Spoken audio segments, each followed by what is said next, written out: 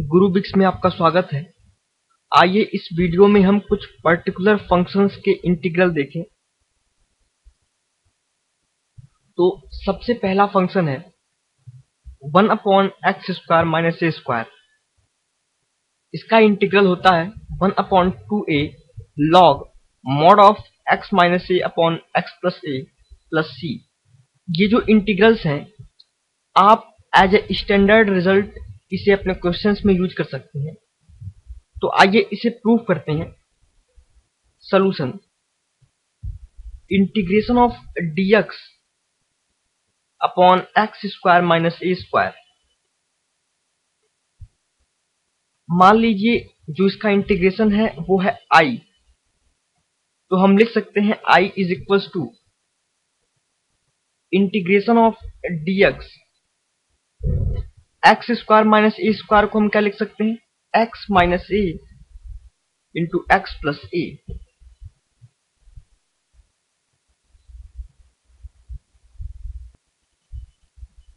Again I is equals to 1/2a x plus a minus x minus a upon x minus a into x plus a। क्या हम इसे इस form में लिख सकते हैं? आप जब इसे सिंप्लीफाई करेंगे तो ये आएगा 2a, क्योंकि x और x कैंसिल हो जाएगा, a प्लस a 2a, तो 1/2a इंटू 2a आपस में कैंसिल हो जाएंगे और हमारे पास ये टर्म बच जाएगी। That means 1/x minus a into x plus a, that is 1/x² minus a²। हमने इसे इस फॉर्म में इसलिए लिखा है क्योंकि अगर हम x plus a upon this term करें तो एक टर्म कैंसिल हो जाएगा और 1/x माइनस a हमें मिल जाएगा, जिसका इंटीग्रेशन हम जानते हैं। So I is equals to 1/2a in bracket integral of x plus a upon x minus a into x plus a, sorry यहां dx होगा, यहां भी dx होगा, minus integration of x minus a upon x minus a into x plus a dx।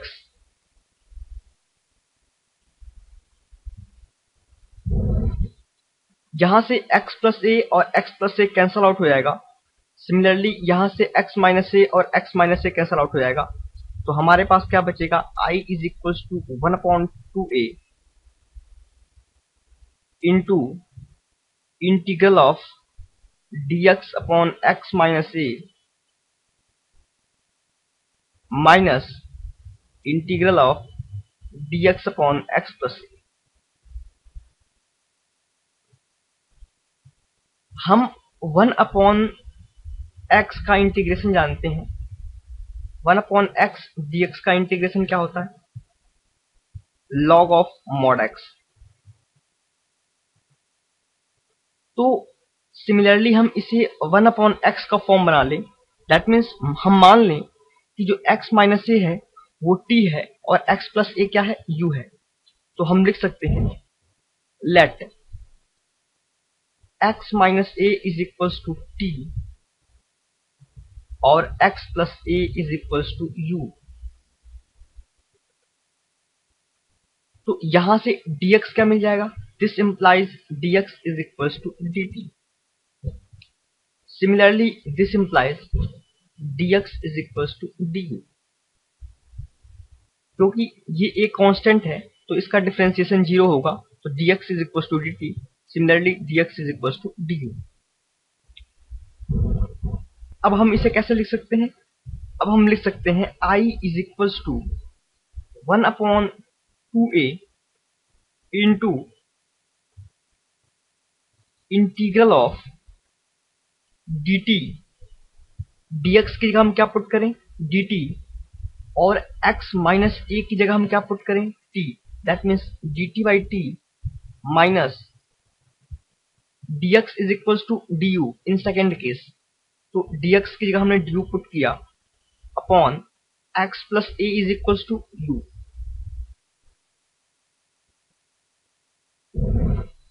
तो हम इसे क्या लिख सकते हैं, I is equal to 1/2a into integral of 1/t dt। इसका इंटीग्रेशन क्या होगा, log of mod t, log of mod t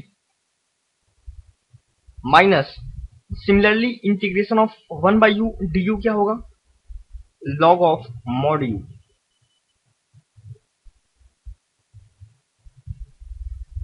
और हम जानते हैं कि log a minus log b ये क्या होता है, log a upon log b, log a minus log b is equals to log a by b। ये हम लॉगरिथम की प्रॉपर्टी से जानते हैं। तो हम इसे क्या लिख सकते हैं, हम इसे लिख सकते हैं I is equals to 1/2a log mod t by mod u।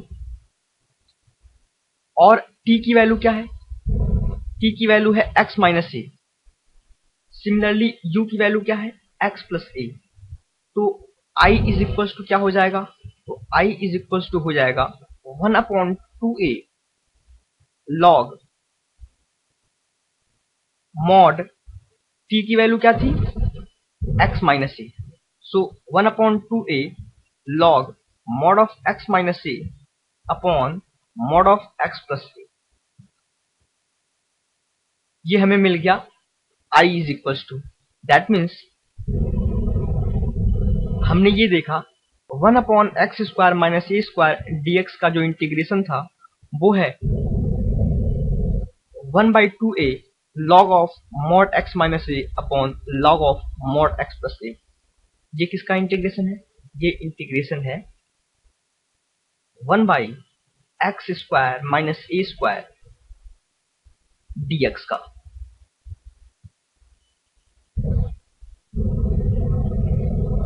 तो हमने ये जो पहला फंक्शन था that is 1/x² minus A square dx, इसका इंटीग्रेशन निकाला और हमने देखा इसका इंटीग्रेशन है 1/2a log of mod x minus A upon mod x plus A. और आप एक बात और ध्यान दीजिए, यहाँ पे हमने एक कांस्टेंट छोड़ दिया यहाँ पे, क्योंकि ये इनडिफिनिट इंटीग्रल है। तो जब भी हम इसका इंटीग्रेशन करेंगे तो ये हमें एक कांस्टेंट देगा। सिमिलरली ये भी एक इनडिफिनिट इंटीग्रल है, जब भी हम इसे इंटीग्रेट करेंगे तो ये हमें एक कांस्टेंट देगा। और इन दोनों कांस्टेंट पे अलजेब्रिक ऑपरेशन होने के बाद हमें एक कांस्टेंट मिलेगा। तो हम इसे प्लस सी लिख सकते हैं, जो एक कांस्टेंट सी मिलेगा उसे हमने प्लस सी लिख दिया। ये प्लस सी यहां आ जाएगा। Is it okay, plus c, okay. और जो ये फॉर्म है इस फॉर्म को हम ऐसे भी लिख सकते हैं 1/2a log mod of x minus A upon x plus A.